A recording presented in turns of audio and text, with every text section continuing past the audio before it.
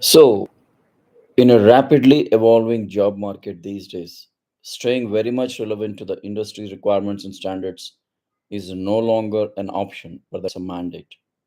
Many of our friends are still thinking that okay, I have got this kind of skill set with me, and this might pull my job and pull my career for the next 5 to 10 years.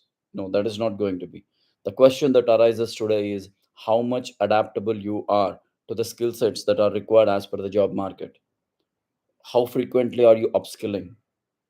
There's always a requirement in the industry that keeps changing every now and then, maybe with every 1 year, 2 years, 3 years, or a decade. We have started seeing majorly from the Y2K problem, where that was the biggest challenge the entire world has faced, and for which the solution came very shorter time. But still, that was a challenging solution. After Y2K, we have seen a lot of ups and downs. We have seen recessions. But still, most of the professionals to today, they feel like I'm having this skill set and this would exactly help me to stay where I am and what I can do. So that means, are we really in a process of checking the reality? Do we really know what are we exactly doing? Do we know where what is our current skill set? Will it be meeting the future requirements? Would our job be safe? Are we going to be kicked out by artificial intelligence? Is it a true or a fact that, like, whatever people say, that artificial intelligence is going to take away our jobs? No, that is definitely not a fact.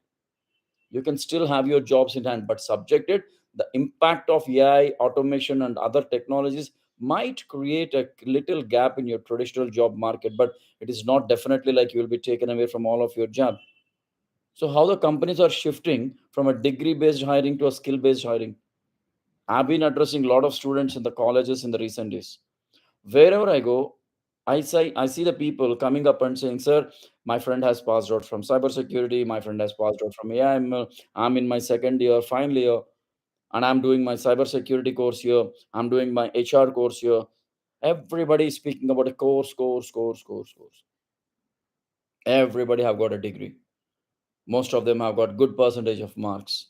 The question here is, what is the skill you have? As a HR for almost close to 15 plus years, today, if I have to interview a candidate, I don't talk about a degree. I don't check about the CGPA. What all I check is how far this candidate is going to be useful for the organization on a practical sense. If I have a problem statement, can this gentleman or a lady come out with a solution for that? Will they be able to work in a team? Will they be able to handle this problem better to give a solution? How far the client can get convinced with this solution? What sort of practical experience have they gained in the form of an internship? Have they really opted for internships in the past? Lot many factors will come in place, my dear friends. It's all about management. Many people think management is only required for those who are pursuing MBA. No, even in technology, you need management. You must know how to adapt to the industry today. One must have that skill set in the hand where the industry can have them for the next 5 to 10 years. I might speak about HR for 15, 16 years. But today, if I don't speak HR with the technology and like in analytics, in terms of cyber security for a data privacy, in terms of artificial intelligence application, I cannot sustain in this industry whether in a full-time job or as a consultant. Many people have a perception, and in fact, they say, "Why are you shifting from one to one?" I said, "I'm not shifting. HR is my core platform. Training has been my bread and butter. This I'm talking the using. I mean, for these two, I'm using some other technology which is my area of interest, that is cybersecurity. Similarly, you might be interested in analytics. Don't just say that in my management I have taken HR or finance or marketing. There is something we need to attach with them. That is analytics. Where is your analytics skill going? What are the tools you are very confident about? Have you heard of business analytics?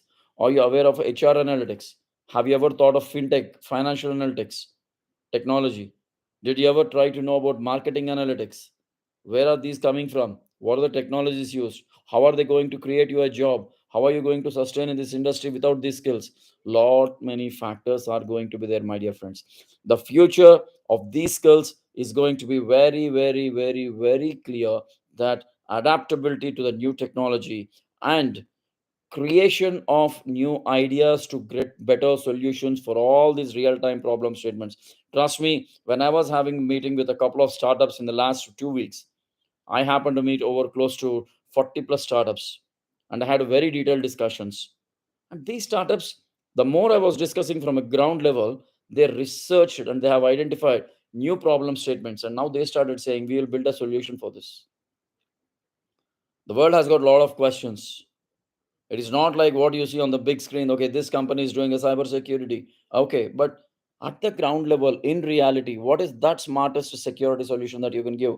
What is that smartest analytical solution or insight that you can withdraw? So there are a lot of factors, a lot of possibilities to grow. Only question is how and where are our adaptable things going? How adaptable you are, and what is your learning agility? How quickly you can learn, and what is your score of your data and digital literacy? Where do you stand? How strong you are in terms of problem solving skills? Have you ever checked your leadership and emotional intelligence EQ? What is your score on it? What is your, if in case if you think no, I can't work with somebody, then what is your entrepreneur mindset? Did you ever think that I can become an owner?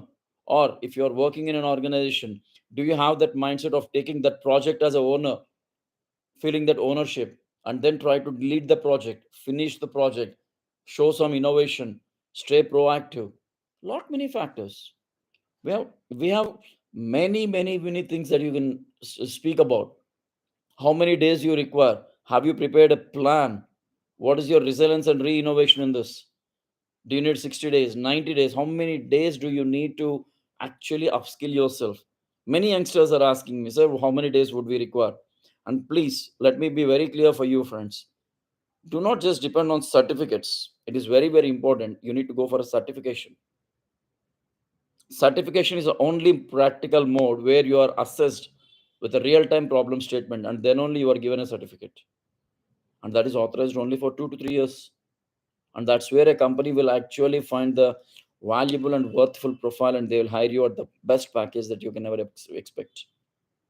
So what I'm trying to convey here is pretty simple. The days are gone, the changes are over.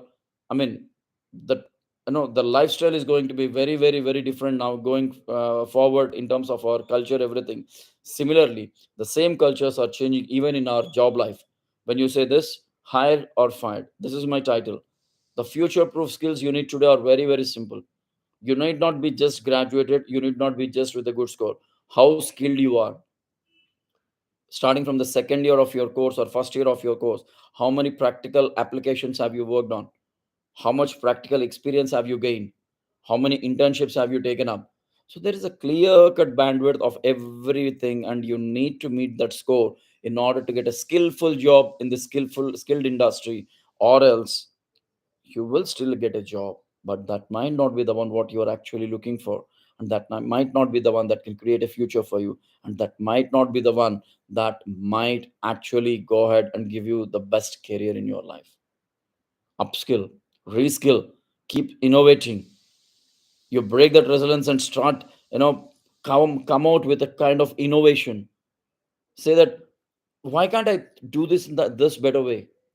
It can reduce the time, it can reduce the workload, it might reduce even the necessary of too many employees, or it can involve technology which might give you a more effective solution. Why are we not thinking like this? What are the broader ways we have? This is where we actually try to fail. We have that idea, we know that we can see that, but let us see only when the time comes. Let that come and fall on my head, then I'll see. Many people have this idea. See, even at my position or sitting at in my office, I can give away some kind of advice.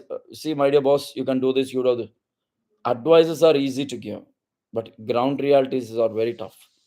One must know before you give a piece of advice what is that the others need and how far you can support them. If I'm talking about cybersecurity today, yes, either me or I have a team of people whom I know personally who can support those youngsters or those people who wish to make a bright career in the cybersecurity area for the next 10 years. I know my colleagues and friends who are strong in AI. I have the minds, the masterminds in AI who can talk about predictive compute, predictive AI, quantum AI, anything. They are the ones who are working on a real time. I know the minds who are working with, the top clients as analytical experts. You can ask them about Power BI, R, Python. How do I create a dashboard? How do I withdraw or conclude an insight out of this? How do I analyze data? How do I understand the data? See, every specialization has something to speak. Only question is, how do you speak? What do you speak? In single statement, if you want a job, what is your ask? What is it you're asking the company? Because every HR, including me, at the end of the interview, we say, do you have any questions? And nothing. People say, we don't have any questions. But the thing is, what is your ask? What are you going to know about the organization? If you're given a job, what is it you know about the company? What do you know about the project? Is it not your responsibility to ask more? Is it not your uh, area of focus to check and verify whether you can really do that job or not? This is a mistake many people do without asking anything. Even in internship, they take up the internship, they come from an HR and they do marketing. They come from a finance and they do marketing or a sales. Why are we not questioning what we are and what we should do? Where do you stand? Where is the job requirement standing? What is the gap between both of you? Can you really refill in this gap span of time, or do you need more time, or is it really your cup of coffee or not? A lot of questions to discuss, my dear friends. So please be very careful. The future's proof, I mean, the pure future proof is here. The skills that you need to adapt, the skills that you need to elevate to are very, very, very big. Just that you need to give a focus of attention of what you need to do. And if you're able to do that, trust me, the future is all yours. All the very best. Thank you.